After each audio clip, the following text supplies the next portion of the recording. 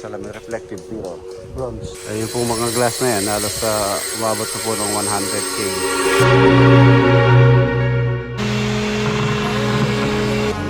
Ayusin ko yung panel board namaya para ma-ano isang breaker.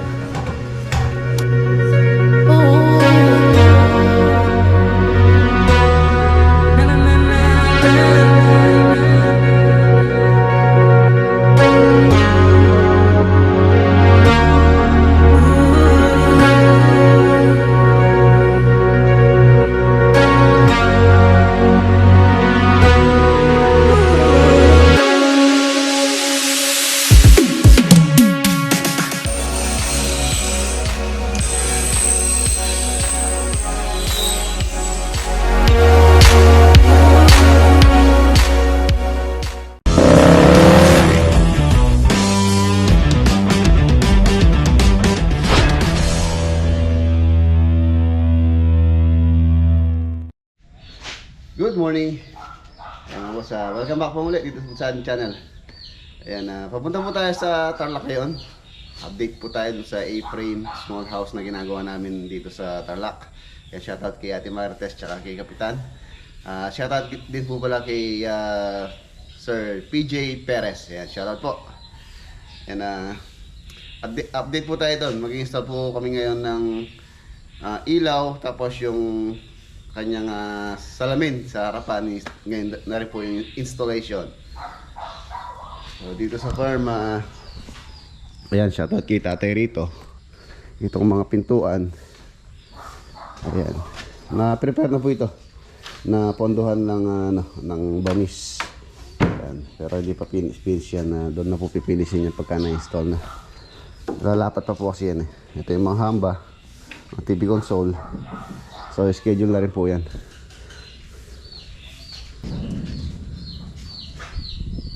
Tara. Si proxy yung gagamitin natin.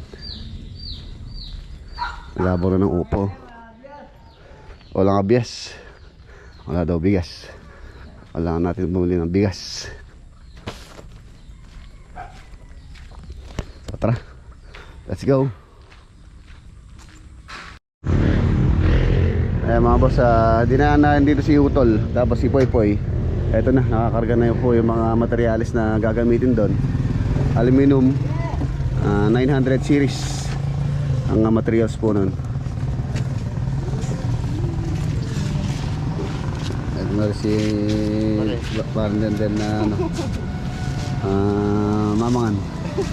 Mamangan talapia. Tara, tara na din.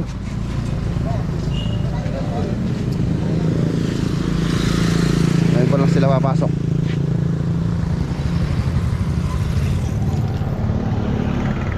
Tara, tara.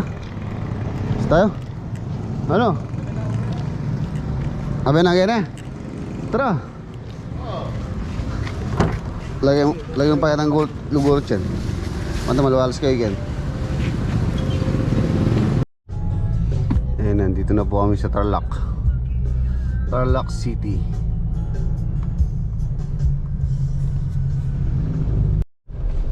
Nandito na po kami. Gusto din din, no? Sabi. Gusto din din. Nalig, ilan ka kami. Ngamig ka. Hindi ka nagdala ng kumot. Eh mga boss, rin po sa ginawa namin to. Itong pinaka-nikap. Para siyang duyan. Actually duyan nga siya. Literal na duyan na ano. Ano.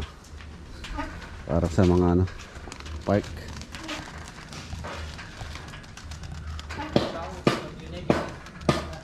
Literal na lang po ito. Sarap dito. Oh. Siyempre pwede siyang fix. Duyan natin sa ni boy. Kami nga pasigay, sinabala kayo ko. Masali. Ito yung lakan.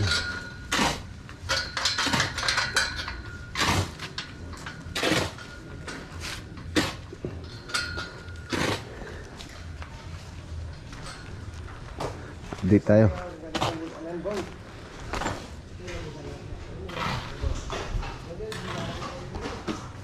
Ayun na po siya. Siguro mga ano na lang to. Mga isang linggo na lang mapatapos na to. Alas yun on the way na rin sinapoy po i-install po ngayon yung salamin dito. Pagka na-install yun, alas patapos-tapos na rin. Tapos pinapainal na rin po yung, yung pintura. Yung PVC panel. Sino?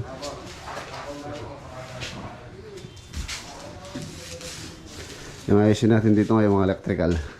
Eh, ito pa lang aircon na relocate po ito. So mas dito na lang pinalagay ni Kapitan para mas ano siya. The space, hindi siya sagabal doon sa area na yun. So yun na siya ngayon. CR. Ceiling na lang.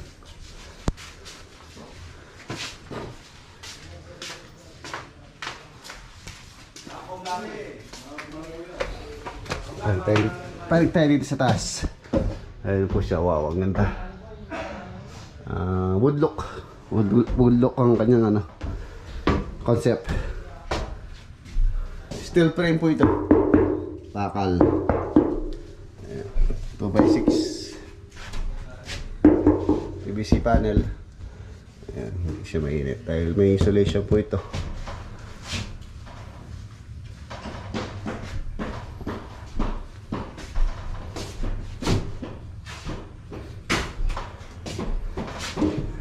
Shoots yung ilaw dito. 1, 2, 3, 4. Tama yung ilaw na ilalagay natin.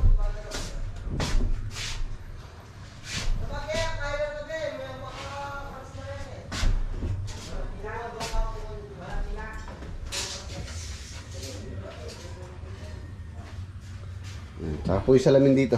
Install na rin nila po yung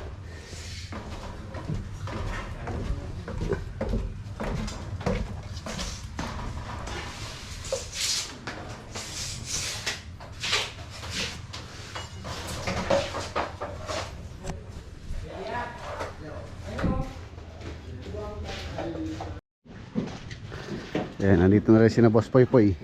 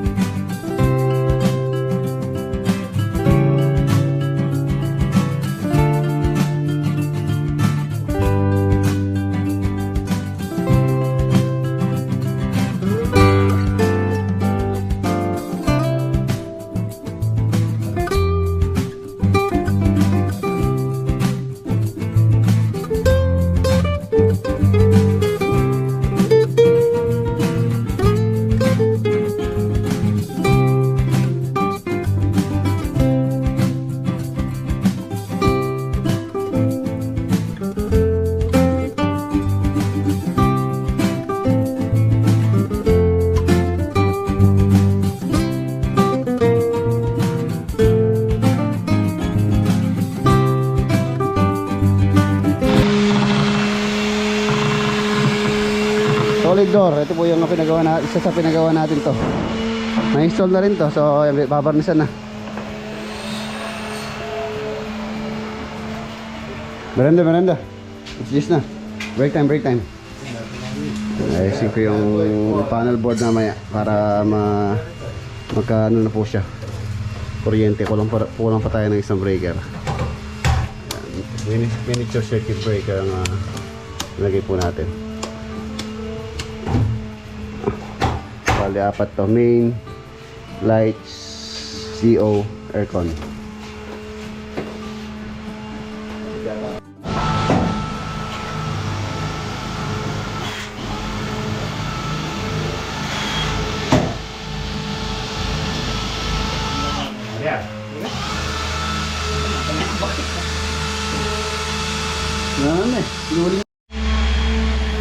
Ayan, unti-unti na po siyang nakukulong. Nakaporma na. Tapos dito sa area na yan, ang ilalagay po namin yan is fluted panel pang outdoor. Doon. Yung sa dalawang square na yan, saka dito.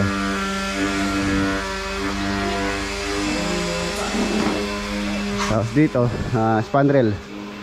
Spandrel na woodlock din po yung ilalagay namin ni Kapit na. Ito na yung materials dyan. Fascia cover. Spandrel. Woodlock din.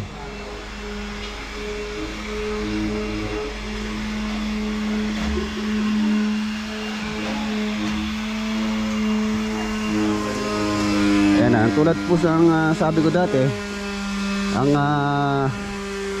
yung pa lang mga nagtatanong mga boss kung ilan po yung floor area nitong ginagawa namin na to. Ang sukat po nito is 5 meters yung kanyang haba, yung kanyang lapad, tapos 4 meters yung haba niya. Nasa 20 square meter. Ayun pong budget dito kung papagawa kayo ng ganitong design. More or less po nasa half, kalahati. Kung balak nyo po rin pong mapagawa ng ganito. Medyo ano po yung materials na ginamit natin dyan na medyo pricey. Ayun, nasa lamin nito halos sa 100k na yan. Kasama yun dito tsaka yun sa likod. Salamin pa lang yan. Ayun po yung pinaka-opening niya, tapos sliding door.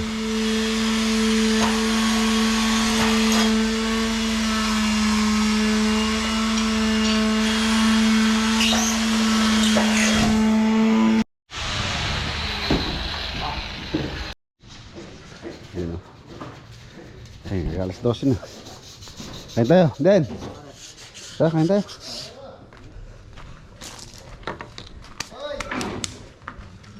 Lapit na. Uy! Ang ganda na, oh. Uy! Tara.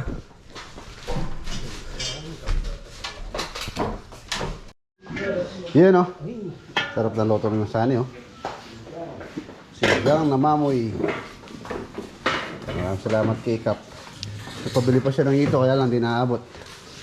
Ito, talapia. Tsaka bibin, ang sani. Pero mamayang gabi, abot yun, no. Abot na mamayang gabi yun, no. May kasama pang... Nagwad yung pataranta. Anong gusto mong agad din pataranta? Red doors naman. Red doors naman. Mag-request ka pa mo, Red doors, no? Okay na. Tigap ng bumubula, no? Bumubula.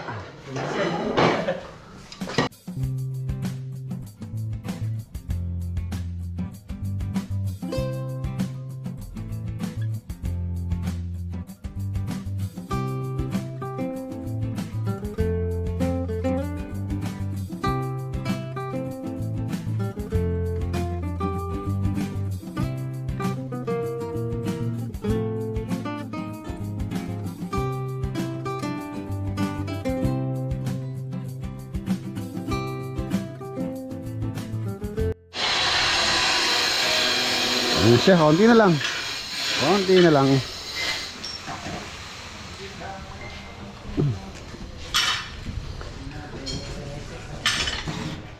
Okay na yung mga ilaw.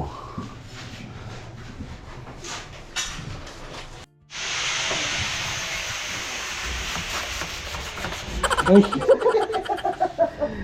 mga boss, ito po yung pintuan. natural varnish. Ito, pintuan po nung ano to, nung CR. Yung ating A-frame. Nakita nyo naman, yung pintuan ng CR sa solid wood. Ganda. Ganda. Kaya ka ganito yung bahay mo? Ha? Kung bibigay sa'yo di cup yan, gusto mo? Hindi pa. Right. Hindi ko maiuwi. Hindi, pati lupa. Dito ka na. Oo. Dito ka na titira. Dito na ako titira na. Ay, mga boss, ayan, tulad ng sabi ko, ang estimated po ng gastos niyang ganyang A-frame nasa 500k. Ang laki ng gastos, no? Okay. Tingnan mo naman, yung mga pagpintura pa lang, pulido na, no? Okay. Diba ka talagang gumawa, no? Maliit lang po siya pero napaka busisi niyang gawin. Pero mas maganda kung pagkagawa po kayong ganito, at least mga 5 meters or 5 meters by 6 meters or 6 meters by 6 meters, malalagyan niyo na po siya ng kwarto dyan sa ibaba. Tapos makapaglagay din kayo ng ano dyan sa ilalim ng maliit na kitchen. Yan, pwede. Sa taas medyo luluwang nun pagka 6 meters by 6 meters. Ang original plan namin dito is ganun dapat yung sukat, 6 meters by 6 meters, na mayroon siyang bedroom sa ibaba. Ayan, pero medyo limited lang po kasi yung space dito, yung lote. Ano lang, masikip na ipalalakihan namin. Ayan, kaya nag-reduce tayo. Halos naging na lang siya. 5 meters po yung kanyang yung pinakaharapan. Tapos 4 meters yung haba niya. Halos nasa ilan yun? 4 times 5 20. Nasa 20 square meter. Kung 6 by 6 nasa 36. Doon yung madadagdag na halos 16 square meter. Makapaglalagay na kayo ng at least mga 10 square meter na bedroom. Tapos makakapaglagay kayo ng sabihin nating 4 square meter na maliit na lababo. Ayan, tapos luluwang pa po yung sa taas niya. Tapos may living area pa rin naman sa babayan. Tapos yung CR almost nasa 3 square.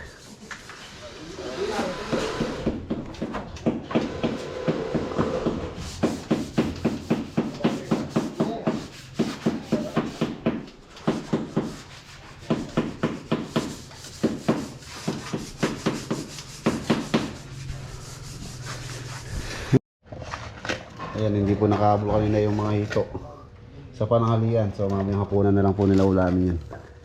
Maraming salamat kay Kapitan tsaka kay Ate Martes. Meron pang tilapia, no? Meron po, boss. Tapos meron papaitan. Papaitan. Suwelo. Ayan, maraming salamat muli kay Kapitan. Break time po muna.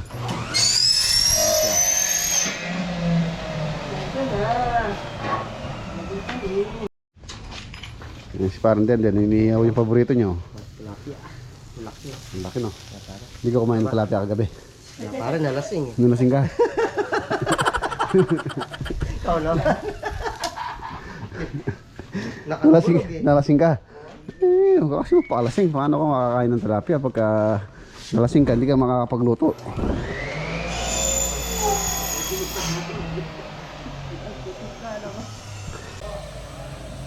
Ayan, mga boss, hindi po namin ngayon matatapos yung pag-install ng salamin. Ayan, ngayong ulan. Ayan, okay na rin yung mga ilaw. Maganda, oh. Lalo na pagkagabi po ito. Pagkagabi, lalo maganda itong ating project dito.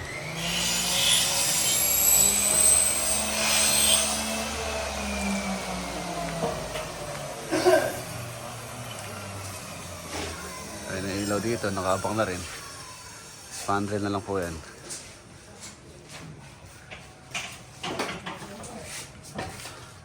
Tricolor.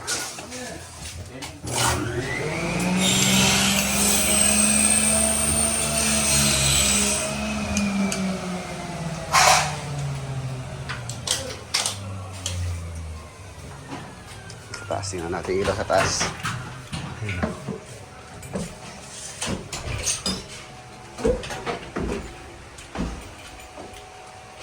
Tricolor dito. Tricolor.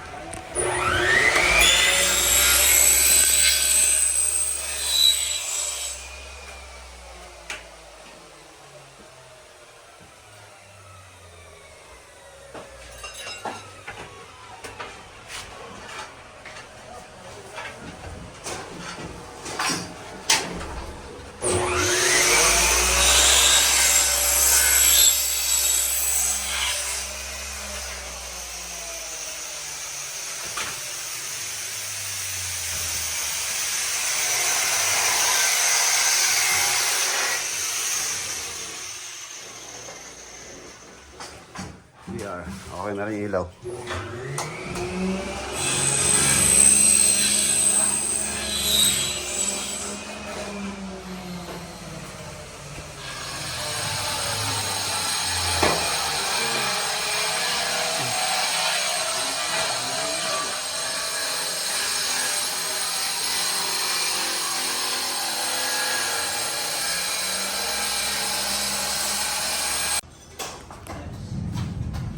Yun na yung mga sliding door.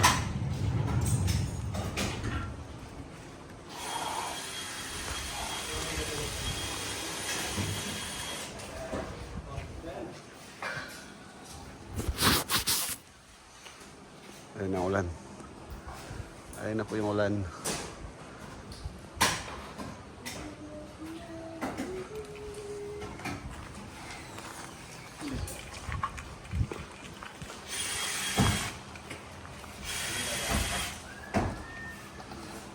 Malaki. Hindi kasya.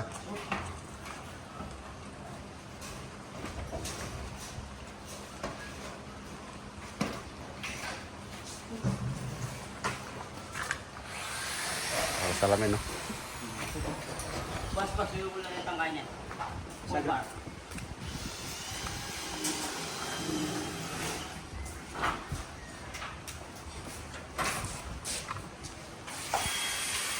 Para sa salamin, reflective mirror. Bronze.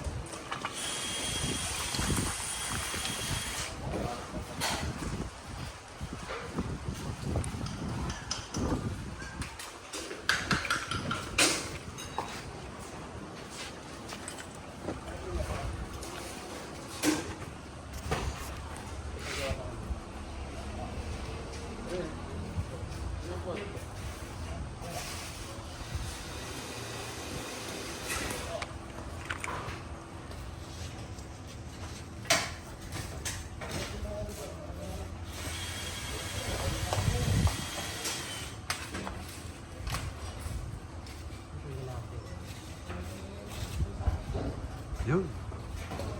Ganda.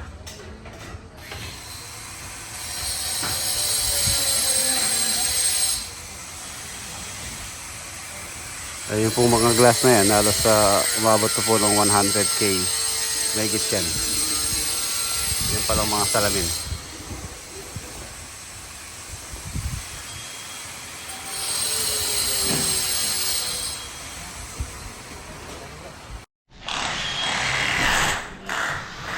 Pagka malinis na, maluwag na siya tingnan.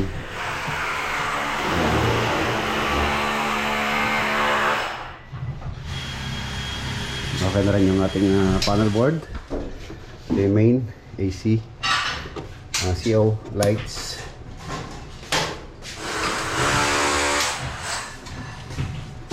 Ayan. Miniature circuit breaker po siya. Yung aircon. Meron na rin yung kayong power supply. Ayan, tinitira na ni Adobe itong CR. Tapos yung kanyang, at yun itang kaya na ganyan. Ito laboratory na eh. Laboratory na. Meron siya pedestal. Ay, wala na. Ahang lang. Floor drain. Meron na. Tabalusa. Tapos pa silap niya ang poy-poy na. Sabi na. Huwag na itong yate pakapit ng pat. Uy, silat may na. Babas. Ganda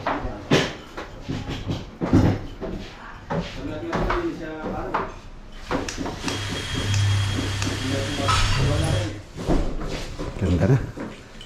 Ganito lang yung bahay ko. Maliit lang siya pero functional.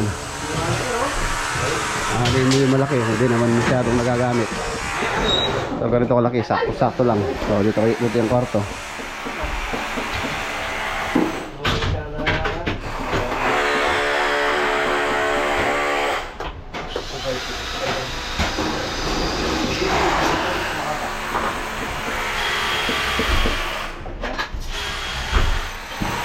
Ready.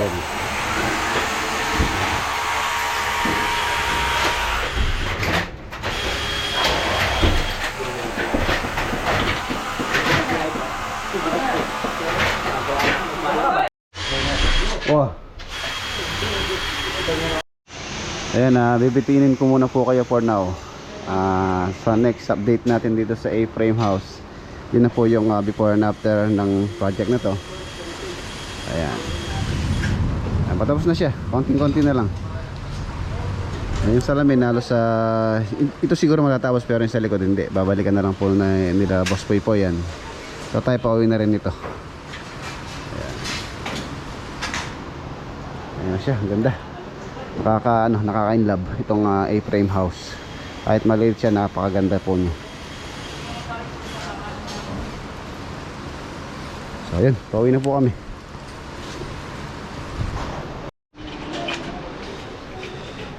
Yan, meron pa po ano to screen. Ever na buksan nila para hindi pumasok yung mga insect.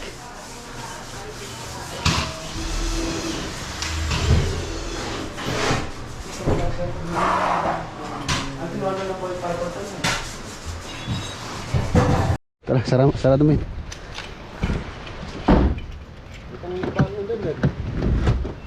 Kuna mo.